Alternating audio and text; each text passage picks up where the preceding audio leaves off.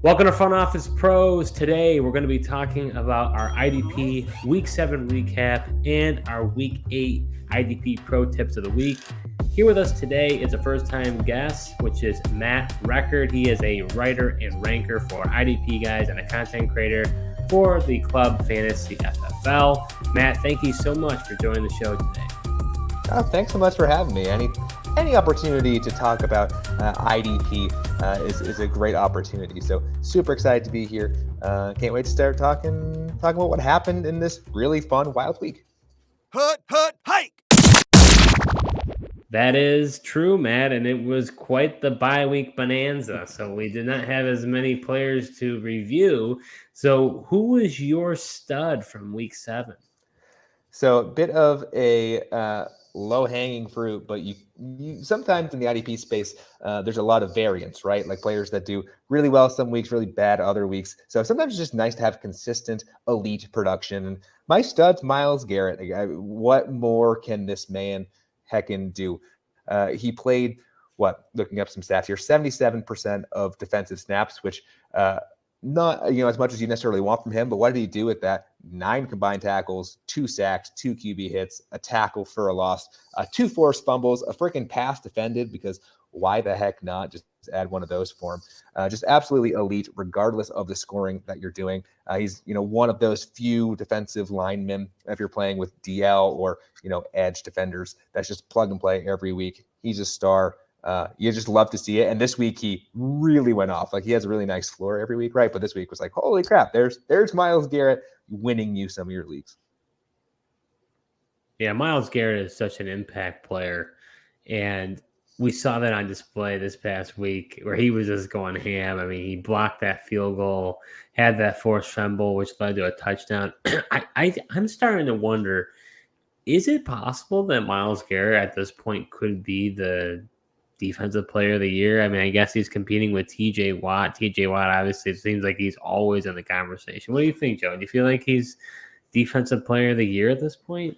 I think at this point, I mean, just watching the games, I feel like he has been like the most dominant defensive player. He's just been, he's always in around the backfield, hitting the quarterbacks.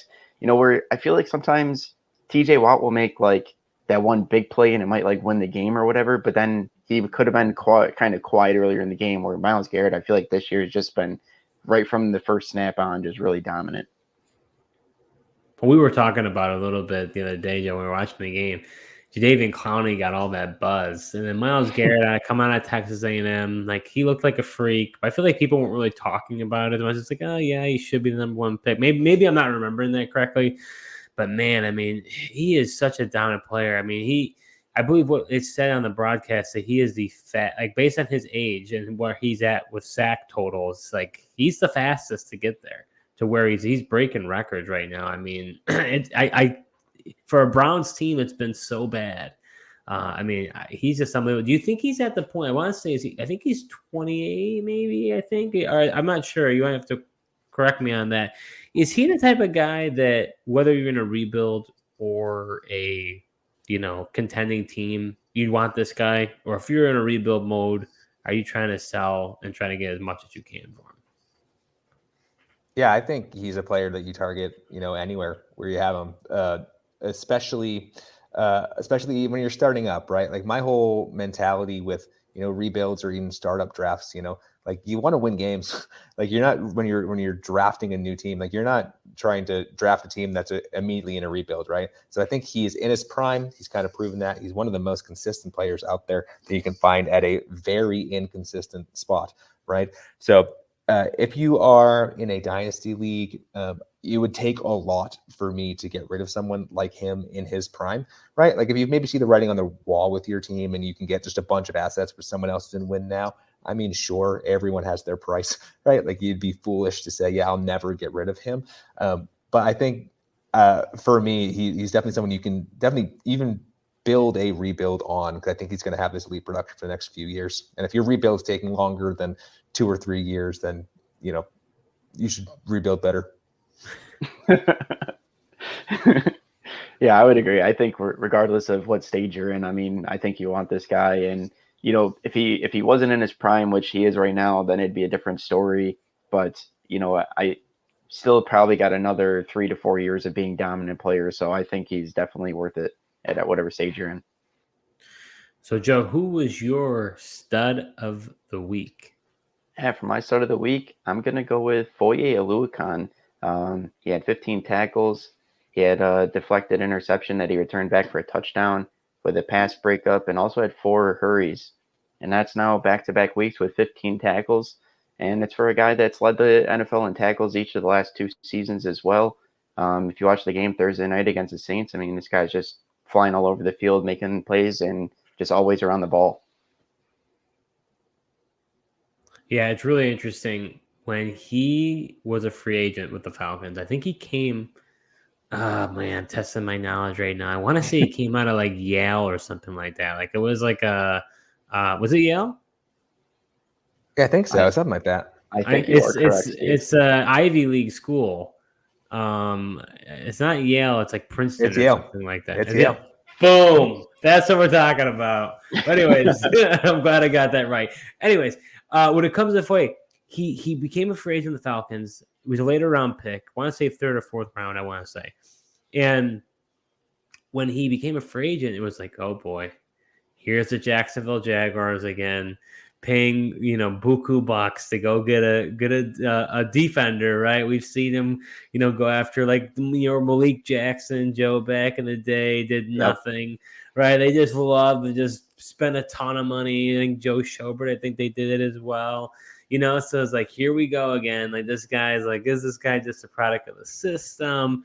But man, he has been unbelievable. Even in Jacksonville, it's continued to play at a high level. I did not think he would be leading the league in tackles. I know our one, got one of our leagues. He actually traded Foye because it's like, oh, he went to the Jaguars. I don't think he's going to keep this up. And he traded him away for like a 3rd round pick. And at the end of the day, it was we probably wishes he still had him. Yeah, for sure.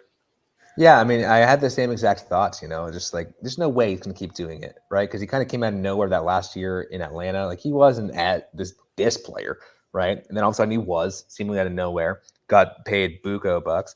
I still think too much money for a linebacker, but whatever. You can't question at least the IDP success that he's had on the field. And yeah, he's been doing this week in, week out now, 3rd year, right, in a row. And even with Devin Lloyd coming in there, taking some decent steps, he's back from injury. And Chad Muma always freaking lurking there for whatever reason. He continues to do this, right? So, I mean, at this point, this is not someone I personally would build a rebuild on because I do think writing's on the wall, especially that position. It's tough to have someone be that good for that long. But if you have him right now, yeah, it'd take a lot to get rid of him. You bring up a great point because when it comes to linebackers, sometimes they just fall off a cliff. You see it. You got the likes of Bobby Martinez and, Jalen Smith and Joe Schobert, right? These are guys that were playing at such a high level, all of a sudden, off the cliff. So with linebackers, sometimes they'll play for the rest of, way into their career, like a Bobby Wagner type, So there are players that fit that. I don't know where Foye stands. And I was worried when they drafted Devin Lloyd and then Chad Muma. I'm glad you brought that up because when that happened, I was like, oh boy, this is not good for somebody in there. But yeah, I believe. Well. Yeah, I believe Foye only has 1 year left on his contract, which is again right. a veritable crap ton of money. So I do see a world where they maybe move on, right? Like again, he's really productive from the statistical output, right? We all know this. If you're listening to this, you're an IDP player, right? Listening or watching this. But that being said, like the Jaguars have a good team and they could earnestly use their money somewhere else because from what we've seen from Chad Muma, he's a serviceable replacement. Obviously, he's not doing what Foye does. Devin Lloyd's shown flashes too. So again, it's not like a hot take or prediction, but in a salary cap league like this, I think Foye is one of those players where, he might end up on a different team. And it's always hard to project how other players will do on other teams with new schemes and new usage. So not saying he's not going to become irrelevant in a few years, but, he's definitely one of those ones where I'm holding over my take from when he initially went to the Jaguars. Where it's like, I feel less confident with him than I do like a Roquan Smith, where where he's going to be for the next 3 or 4 years. Yeah, I agree entirely. So my stud of last week is safety Cameron Bynum. 9 total tackles, 6 solo with 2 interceptions on Monday night against your precious Brock Purdy, Joe. And the PFF had a defensive grade of 92, which was the highest for all safeties. And interestingly enough, he currently leads the league for safeties in solo tackles with 48, which is 10 higher than anyone else. I did not see this coming. I picked him up, thought he could have some value. I thought Lewis Seen, who they drafted, out of Alabama, I thought he was going to step in, or was it Georgia? Is it Alabama or Georgia? I think it's Alabama. But anyways, Lewis Seen coming out of the SEC, I know that for sure. But I thought that he was going to step in, but he had that gruesome injury. And by him, man, he's playing great. So to me, I'm very impressed by him. I think he's in his 3rd year right now.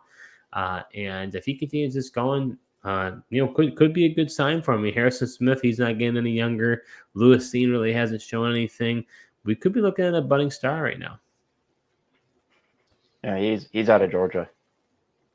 See, good thing. Alabama, this didn't sound right. Thank you, Joe. No problem, Steve. Yeah, I for sure agree. Like you love to see that, and the Vikings, I feel like, are in some flux with what defenders are going to be on this team, just the team in general, right? Like obviously last year, everyone's talked about their plus minus scoring. Like they won so many games, but they were so bad, and then they were embarrassed in the playoffs, as we kind of all expected. And this year's kind of sort of flipped. I know they had, they've had their ups and downs this year, but they're not as good a team as they were last year, at least from a statistical perspective. And you look on that defense, right? There's a lot of positions where it's like, oh, the stars that they have had, who've been mainstays in the IDP space, aren't going to be there for that much longer, right? So who are those next guys? I know we all wanted Ivan Pace to be something, kind of like Fetch. We kind of have to stop trying to make Ivan Pace happen this year. Eventually, just not this year. But yeah, I think you nailed it. I think Bynum is definitely one of those players where it's like, oh yeah, he's if he can keep doing this, like he could be that not Harrison Smith replacement, because you don't want to. He's not like replacing, one of the better IDP players of this last decade. But these stats kind of speak for themselves. He's getting the play time. He's doing the production. I'm almost to the point where it's not so much a budding star. Like, he's just right in that star category. So he's been crushing it. It's been fun to see.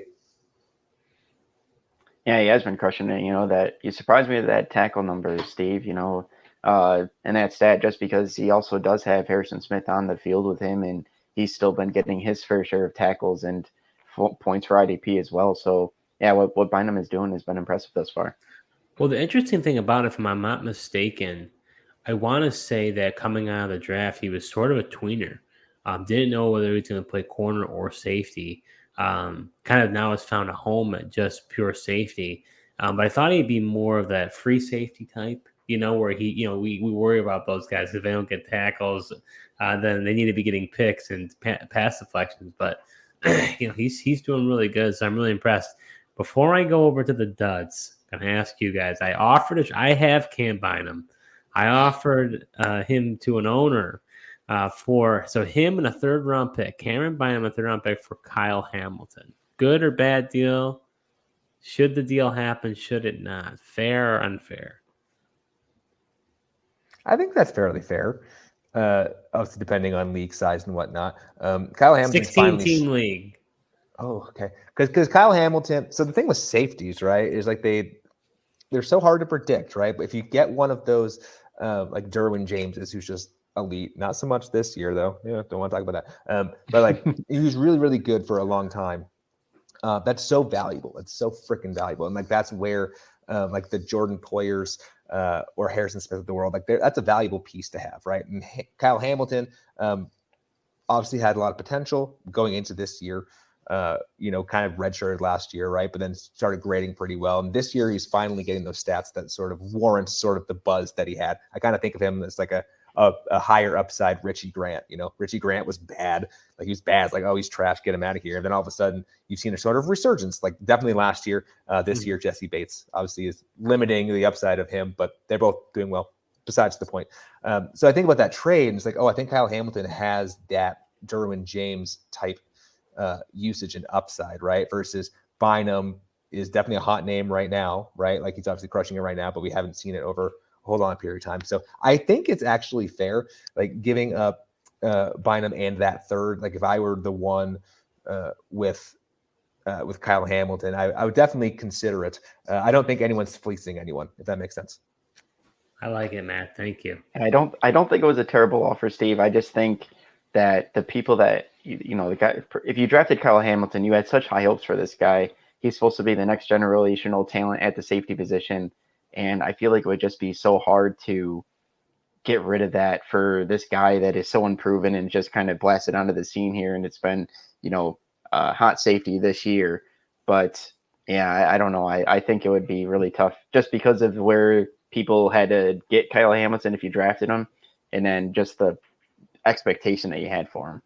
No, I get it. No, I think it's fair. I think it's one of those things you just got to sweeten it just a little bit more to pry him away. And it's just a question of, do you want to do that? Because Bynum could be the real deal. But that's another story for another day. So are you enjoying this video so far? Well, if you are, show your support to our new channel by hitting the subscribe button and liking this video. We'll be creating videos all NFL season long, so you're not going to want to miss what we have in store. Going over to the duds, who did you have, Matt?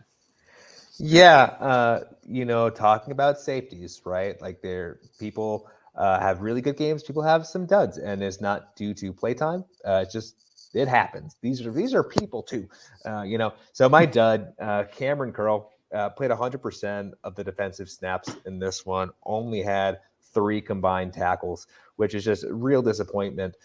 He's kind of having the year we were hoping he was going to have. Has not been injured yet. In one of the IDP guys charity leagues that we run, pretty average scoring for those that aren't familiar with it. So pretty not, splash plays are still giving you points, obviously, but it's more balanced with tackles. He's the 11th player overall in points per game, even with those 4, only in that scoring 4 points this week. So just a real disappointment in a game where a lot of other players did really well, kind of across the board. And it's like, how did you play 100% of snaps in that game and not sort of do better? But I'm here to tell you, as you probably already know, stay the course with the Cameron Curl. He's going to have better days. He's definitely don't have any warning flags out yet for him. Yeah, I think something to know when you play an IDP, sometimes it's feast or famine. And when it comes down to it with defensive players, oftentimes it's those famines that really make it tough, and you start questioning yourself. But you can't. It just happens. And it's just, they can't consistently get 10 tackles a game. It's just not going to happen. So you're going to have some of those games, even if he plays 100% of the snaps. I've been impressed with him. I think he was definitely a player that many people talked in the preseason, really were hyping him up. I want to say he was a 7th round pick, which is quite impressive on his part. So, but yeah, he's played very well. I agree. It definitely should stay the course. Yeah, definitely. The feast or famine part of IDP is what makes it fun, and it also makes it frustrating and want to just like pull your hair out sometimes. But it does make things interesting. But yeah, I mean, it's Cameron Curl is a solid safety and nothing to worry about here. But somebody's got to be a dud, and that's a tough part, It is a tough part, and that's why I'm wondering who your dud is, Joe. Yeah, the dud I'm going with is going to be Chris Jones. He had 0 tackles in this game, and he's a perfect example of it, a guy that was constantly pressuring, had the right metrics, had a decent amount of hurries, but just didn't get any statistical things that most likely your league would score for. Maybe you get to give points for a quarterback hit, but if not, I mean, he really got you 0 because he didn't get a tackle. And his sack streak had come to an end against the Chargers on Sunday. Since returning to the field in week 2, he had recorded at least 1 sack in every game. So that was pretty impressive. But obviously, like I said, somebody's got to be a dud, and Chris Jones will be getting back to Chris Jones things. Well, Joey's got that incentive or those incentives. He wants to get as much money as he possibly can. Yeah, definitely. I mean, yeah, consistent defensive tackles are so freaking hard to find, which made the other streaks all that impressive, right? Just a plug and play defensive tackle, like that's nice. That's nice to have. And like you mentioned, it's just the fickle nature of this freaking fantasy sport I love is that can just happen. And you can be watching the game, you can be watching it, and be like, yep, he's absolutely dominating. He must be showing up big on the stat sheet, and it's like, oh, he did nothing. He did nothing for me from a fantasy perspective. But if I'm a Chiefs fan or a Chiefs coach, like you love it. Like you love to see it. So yeah, brighter days ahead for sure. Or if you're Taylor Swift, man. I mean, Oh, I know you she do a has lot asked of for I do someone a lot else. of rendition. You do a lot of renditions, so I don't know if you've dabbled in any, Taylor Swift Oh, renditions. it's been a content gold mine, man. Like it's hard to not just do Taylor Swift Chiefs thing because she has so many freaking songs, so many eras. The name of her tour. That's just hard not to find something for every moment. Yeah, I know. We're waiting for that silly song about fantasy football related to Taylor Swift. I'm sure we'll get that at some point. Not for me or Joe though. Follow Matt for that, not us. So my dud though is linebacker Devin White. I gotta tell you, I'm really disappointed about this guy, and you'll know why, Joe. His defensive grade was a 41.7. He played a total of 65 snaps. So it's not like he's not playing snaps. He has 5 total tackles with three solo. But the thing I'm not understanding about him is this is statistically his worst season of his career, and it's not even close. And he is an upcoming free agent. He held out, I believe, or at least was saying he would during the offseason. He wanted a lengthy extension. I believe he wanted to be paid as the highest paid linebacker. And usually we talk about, Joe, when a player is an upcoming free agent, they're going to ball out the cash out. Well, this guy, I don't know what he's doing. He's I can't even think of a great way of saying it. He's just not. So I just signed him in one of our leagues. I just signed him to like a 6-year contract. I gave him a ton of money. I believed in you, Devin. I don't know. You're not showing up for me though.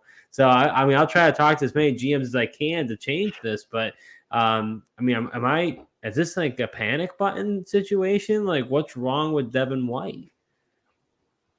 This has been 6 or 7 games here. This is not just some famine. Like, this is a drought. We're talking a multiple game drought here. Like, what do we do, guys? I'm worried here. Yeah, he's a tough one to figure out because he obviously he came on strong, right? And that just never really reproduced it. So the thing I find with Devin White is just resetting of expectations, right? It's like obviously the year that he balled out with all the splash plays was the anomaly, right? Just happened to be the first one, right? Which got us all very excited. It's like, oh no, he's just a player with I'll say below decent like floor for tackles. Like he's not putting up goose eggs, right? Like he's not doing nothing and he's getting the play time to still be useful, but he's just not that top 10 guy, right? So for me, the way I handle him is all expectations. Like if someone wants to pay that top 10, top 15, top 20 sticker price for him because of the name, kind of like what was happening with Shaquille Leonard recently, like cool, go for it. He's yours. Like I can find someone else with a less sexy name that's going to produce more. But if he falls, right, it's just setting those expectations. It's kind of the same thing I attributed him with like Fred Warner or Logan Wilson. It's like there just gets so much hate in the IDP space. Like, oh, they're trash. They're not good. It's like, no, they're fine. Just you're expecting too much from them. Like you're expecting too much from them. So I think your best bet is you hope he has like a Roquan Smith sort of change of team where they know how to use him and he kind of finds something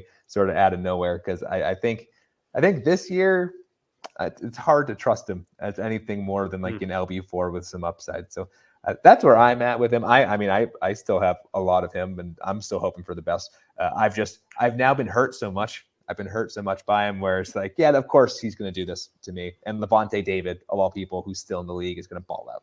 Of course.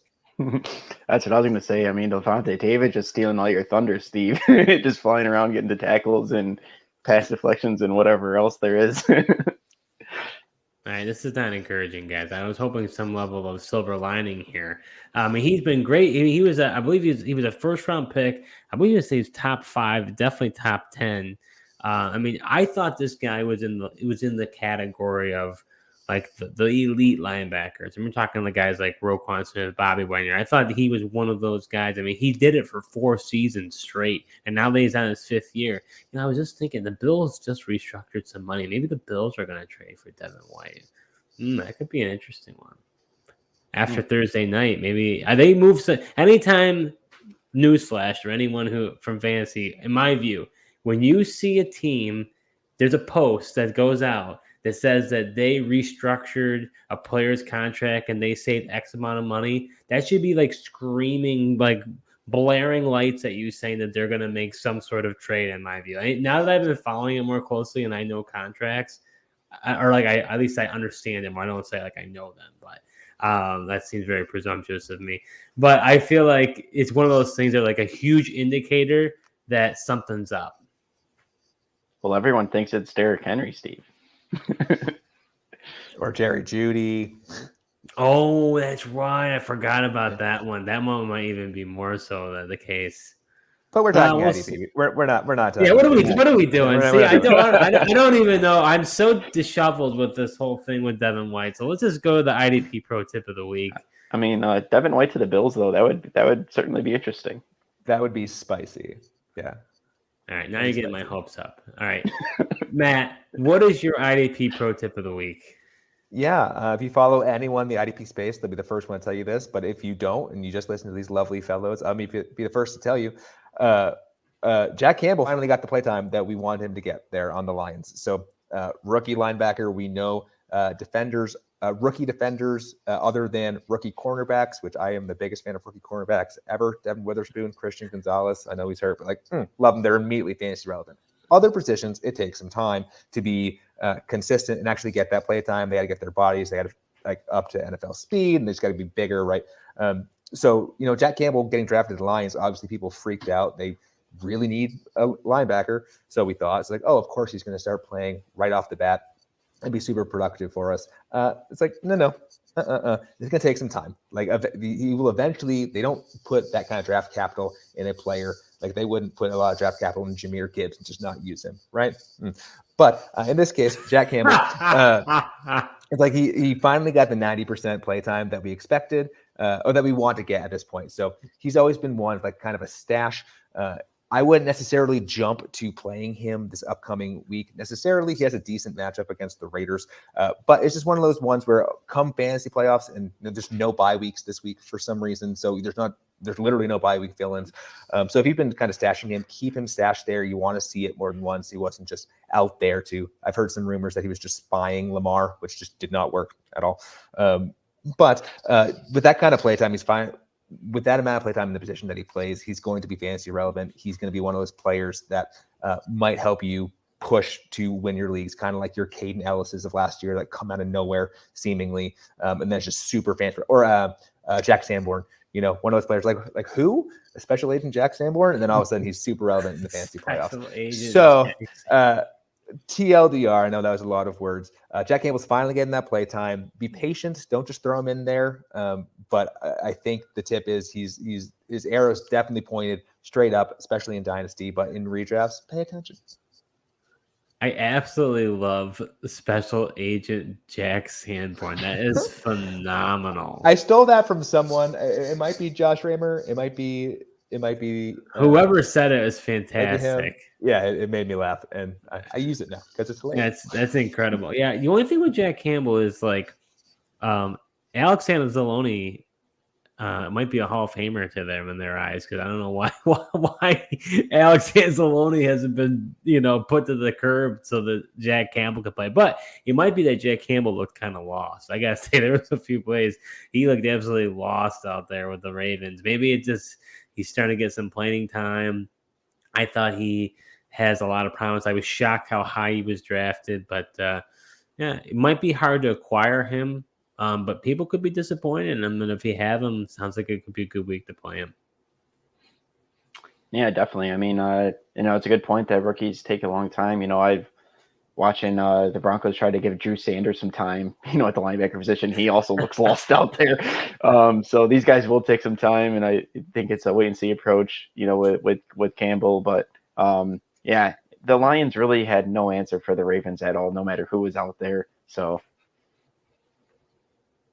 So, Joe, who was your IDP Pro tip of the week for Week 8? Yeah, my pro tip of the week is going to be that David Onyemata takes advantage of a good O-line matchup against the Titans and is able to get a sack.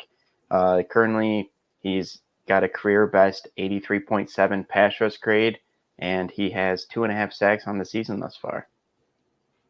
You're going deep, Joe. I mean, how many people are starting David Onyemata? Wait a minute, you are. I have been, yes, and he's been good. But yeah, I mean, the Titans' O-line is up there and getting pressures, and then also converted sack percentage as well. So, not to mention, we may be looking at Malik Willis and Will Levis playing on Sunday. I think that seems like that could be not good because it's like you can't even have a momentum. But who knows? Vrabel's been unorthodox. Well, I think they got to. I mean, the Titans are going to have to figure out who they're going to have though, and how to best move forward. So using both guys makes sense. It does? Well, I mean, you got to. I mean, middle of the season, I think you got to figure out what you have in either guy, and I mean, you've seen that before, where teams like use two different quarterbacks, maybe they each get a half, and then go from there. It's like college style or preseason. Yeah. Well, why don't they put both? Why don't they put both on the field? Two quarterbacks. Would that be something? You think that makes more sense? I'm just talking You guys, so what did they use? Malik Willis, like Taysom Hill, and throw him at tight end? Yeah, there you go. Why not? But yeah, Onyemata there though is one of those DT bye-week fill-in specials and has been for years. Like, I always loved him. Always seemingly produces no matter where he goes. Kind of a journeyman of the NFL. So yeah, you love seeing him be so successful this year. And again, no bye weeks next week, but for those of us freaks and super deep DT required leagues, like, you can do far worse than throwing him out there. Well, in our league, we have to start 2 defensive tackles. Heck man. yeah. So you better be starting David Onyemata, Joe. Now we're talking. You got to eat your own cooking. Oh, I certainly am. So my IDP Pro tip of the week for Week 8 is to start edge rusher defensive end Trayvon Walker. Pittsburgh Steelers just gave – I know, right? The Pittsburgh Steelers just gave up multiple sacks to Michael Holt. I didn't even say his name, the converted edge rusher. The former number 1 pick is currently playing the 8th most amount of snaps for edge rushers across the entire NFL. Now, Josh Allen has been a wrecking ball this season. He's currently tied for 6 with 7 total sacks on the year. Now, I understand Trayvon Walker only had 1 tackle assisted against the Saints, but to me, it's an obvious start if you have Josh Allen. So to me, the other guy you want to start is a possibility of going with Trayvon Walker. I think this is a great matchup against the Pittsburgh Steelers. So if you have Allen, start him, but I also think that Trayvon Walker has a pretty good day. Yeah, you wish that he took advantage of those backup tackles there on the Saints. But again, fantasy football is a tough little sport. So, follow the trends. I think, you said Michael Hocht? Michael H is what we're going to call him. Had a great day. So if he had a great day, why can't the former number 1 overall pick do so as well? You would think, right? Yeah, I want to say that Mike H's counterpart also did pretty well, who's another no-name guy that the Rams have. I think both Byron of them. Young, yeah. Yeah, Byron Young. He did pretty well as well. So I like the call. I think it makes a lot of sense, and I think there's room for Allen and Walker to have success this week. So that does it for our IDP Week 7 recap and our Week 8 preview. Matt, thank you so much for joining the show today. Where can others find your great work? Oh, this was a dang pleasure. As you mentioned before, I am a writer and ranker, content creator for the IDP guys. I am one of the 2 hosts of our own little IDP podcast called IDP Plus, which you can find on all the places that you find podcasts. Also content creator for for Club Fantasy. So all over X/Twitter, whatever you want to call it. I do like the funner side of fantasy sports. A lot of us like talking X's and O's. That's great. But I do like my musical covers and comedy stuff as well. Man of the people. So if you want to see if I'm funny or not, go check out my Twitter at mrecord21. And if I'm not funny, be sure to let me know. Hey, any comedian who can take criticism, that's a good thing. So, yeah, must be a good sign for you, man. We'll vouch for you over here at Front Office Pros. We'll be back next week for the Week 8 recap and the Week 9 preview. You do not want to miss that. Thank you so much for watching. And Joe, what is it? Until next time. Until next time.